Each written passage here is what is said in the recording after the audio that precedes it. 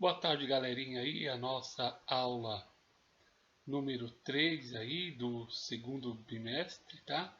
Onde nós vamos tratar aí de filosofia, vida e política celular aqui, deixar ele no silencioso, né, para não atrapalhar a nossa aula. Então vamos lá. Vamos tratar aí hoje de filosofia, vida e política.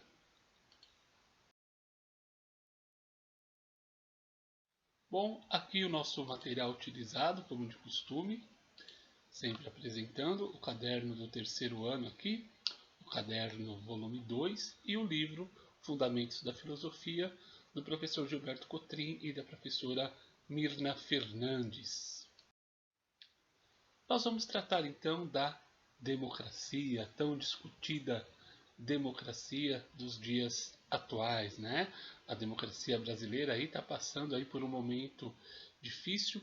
A gente tem visto, tem assistido aí pela imprensa a crítica ao sistema representativo, às democracias não só do Brasil, mas também no mundo, por conta aí de uma visão muito reacionária do mundo, estão criticando os regimes democráticos, ok? Estão criticando aí as liberdades verdadeiras de expressão, estão desrespeitando a pluralidade. Então, nós temos um descontentamento com a democracia por conta de as pessoas não acreditarem mais nos seus representantes, né? Porque elas entendem a democracia apenas aí como algo relacionado, como está dizendo aqui o texto, a um processo eleitoral. E as pessoas acreditam, né, infelizmente acreditam que os governantes devem fazer toda a vontade do povo, toda a vontade daqueles que eleger um determinado candidato. Não, eles devem agir de acordo com a Constituição, de acordo com as instituições para gerir o bem comum e não o bem de um determinado grupo, né? O que nós temos aí assistido no nosso dia a dia é que as pessoas perderam aí a confiança na democracia e claro, né, que isso é devido aí por conta de governantes que desviaram-se aí das suas funções e agiram de forma muito equivocada, de forma errada, muitos de forma criminosa, por conta aí de ações que foram descobertas e muitos foram presos. Então as pessoas perderam aí o significado ou perderam aí a importância em relação ao regime democrático.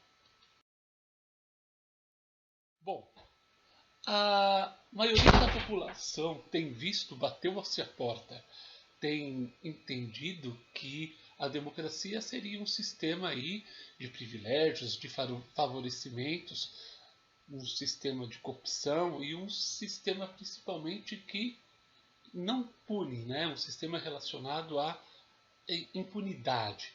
Bom, esses eventos todos que ocorreram aí fazem com que as pessoas questionem esse momento representativo e comecem a propor aí coisas que são antidemocráticas, né? Então, a democracia sim, ela deve ser questionada e só a democracia permite o questionamento.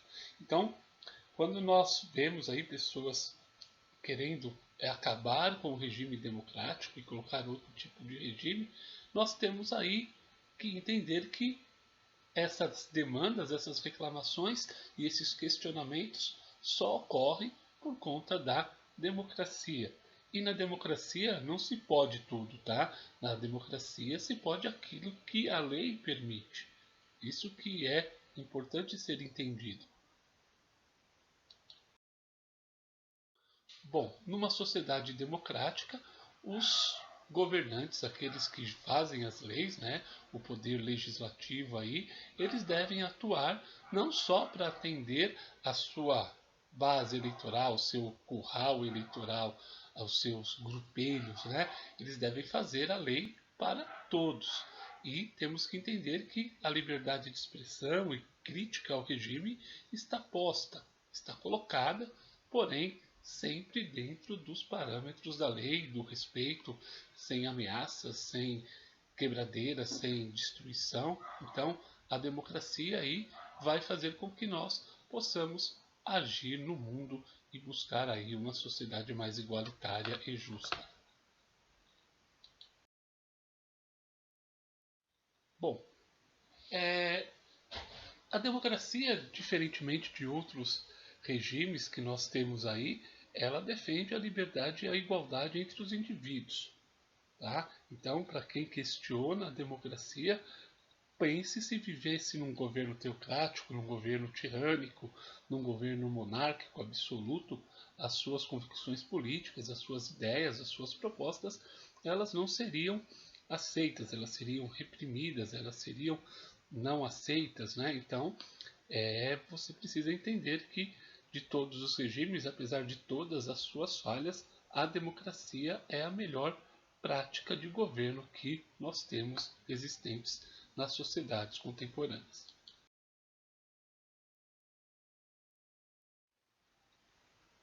Então, como todo regime, como todo princípio, a democracia tem falhas, porém ela permite que nós nos organizemos politicamente, em sociedade civil, em sociedades de amigo de bairro, em outros grupos que proponham aí, né, soluções para os problemas que as sociedades enfrentam hoje.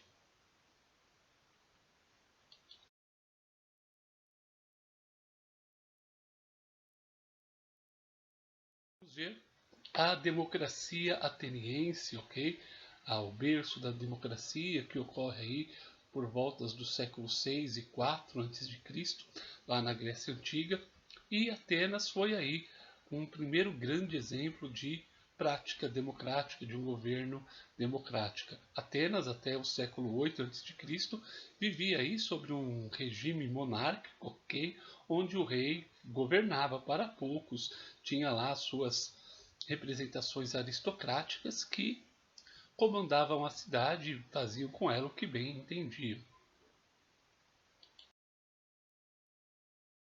Posteriormente, aí no século 7 e século 6 a.C., nós tivemos aí uma mudança, reformas políticas que foram promovidas aí por Drácon, Solon e Clístenes, e esses caras aí fizeram uma nova forma de governo que partia do princípio, como diz aqui, da isonomia, onde os cidadãos teriam os mesmos direitos perante as leis, né? Essas reformas se tornaram mais intensas a partir de Péricles, e Atenas vai atingir aí o seu esplendor, não só no campo político, mas também no campo econômico, cultural, filosófico, enfim. Atenas foi aí, nesse período da antiguidade, o grande berço da cultura mundial.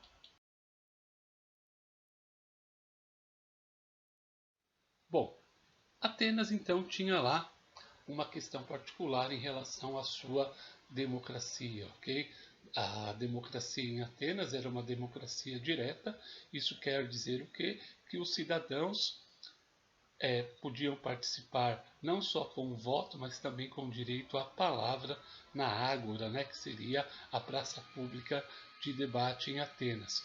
Porém, apesar de ser uma democracia aí, que nós chamamos de democracia direta, ela era restritiva, pois ela não permitia ali a participação dos escravos, mulheres e jovens menores de 21 anos.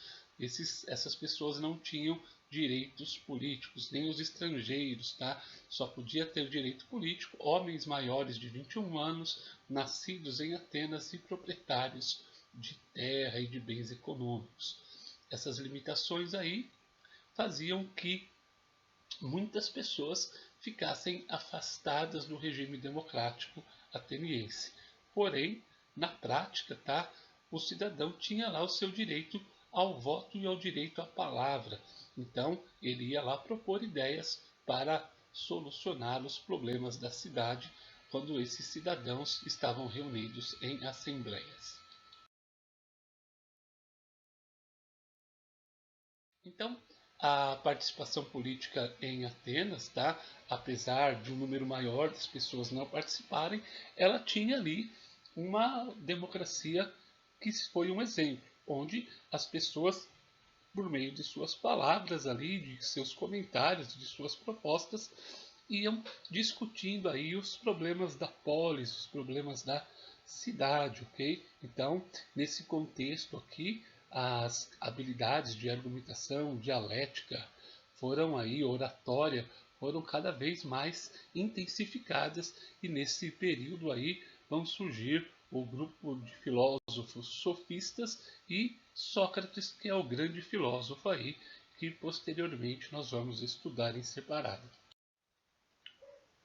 Bom, aí para finalizar, pessoalzinho, vocês vão aí, pessoas, fazer uma produção de texto de 10 a 15 linhas, mostrando qual é a diferença entre a democracia direta ateniense e a democracia representativa no Brasil. Beleza?